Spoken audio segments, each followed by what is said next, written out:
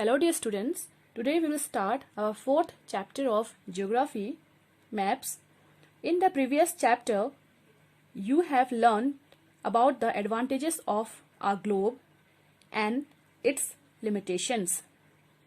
Our globe can be useful when we want to study the earth as a whole, but when we want to study only a part of the earth as about our country, states, district, towns and villages, it is of little help. In such a condition, we use maps. Now we will see what is map. A map is a representation or a drawing of the earth's surface or a part of it drawn on a flat surface according to a scale. We find that maps are useful to us for various purposes. One map shows a small area and a few facts. Another map may contain as many facts as a book. When many maps are put together, we get an atlas. As you know, what is atlas? Atlas contain many maps, or you can say various type of maps of various size, measurements according to the different scales. Now we will see various types of maps. The first one is physical maps. Maps showing natural features of the earth such as mountains, plateaus, plains, rivers, oceans, etc. are called physical or relief maps. Physical and relief maps are same, so don't get confused. Second one is political maps. Maps showing cities, towns and villages and different countries and states of the world with their boundaries are called political maps. The third one is thematic maps. Some maps focus on specific information such as roads maps, rainfall maps, maps showing distribution of forest, industries, etc. are known as thematic maps. There are three components of maps. They are distance, directions and symbol. Now we will discuss about distance. Maps are drawing which reduce the entire world or a part of it to fit on a sheet of paper. It can only be possible when a small distance on paper represents a large distance on the ground. Therefore, a scale is chosen for this purpose. Now we will see what is scale. Scale is the ratio between the actual distance on the ground and the distance shown on the map. For example, the distance between your school and your home is 10 km. If you show this 10 km distance by 2 cm on a map, it means 1 cm on the map will show 5 km on the ground. The scale of your drawing will be 1 cm equal to 5 km.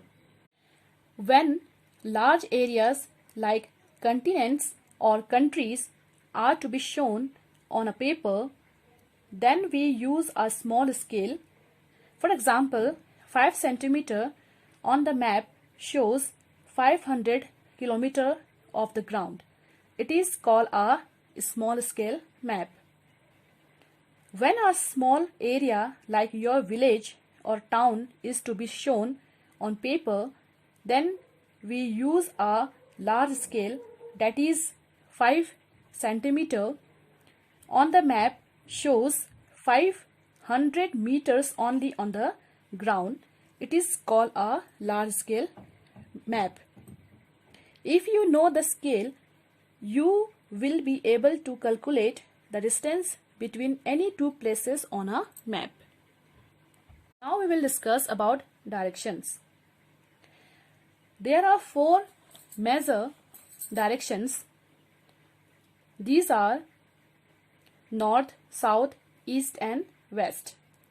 They are called cardinal points. Other 4 intermediate directions are northeast, southeast, southwest and northwest. We can locate any place more accurately with the help of these intermediate directions. Next is symbols. Symbols is the third important component of a map. It is not possible to draw on a map the actual shape and size of different features such as buildings, roads, bridges, trees, railway lines or a well. So they are shown by using certain letters, shades, colors, pictures and lines. These symbols give a lots of information in a limited space. Maps have a universal language that can be understood by all. There is an international agreement regarding the use of these symbols. These are called conventional symbols. Some of the conventional symbols are shown in your book in page number 26, figure 4.3. You can see there. Various colors are used for the same purposes. For example, generally blue is used for showing water bodies, brown for mountain, yellow for plateau and green is used for plants. Now we will discuss about a sketch. A sketch is a drawing mainly based on memory and spot observation and not to scale. A sketch is a rough drawing which is drawn without scale and is called a sketch map. Actually, this map is a rough map which is based on our memory. Next is plan. A plan is a drawing of a small area on a large scale. For example, the length and the breadth of a room which can't be shown in a map. At that time, we can refer drawings drawn to scale called a plan. Friends, you have to read the chapters so that you can understand it in a better way. Thank you.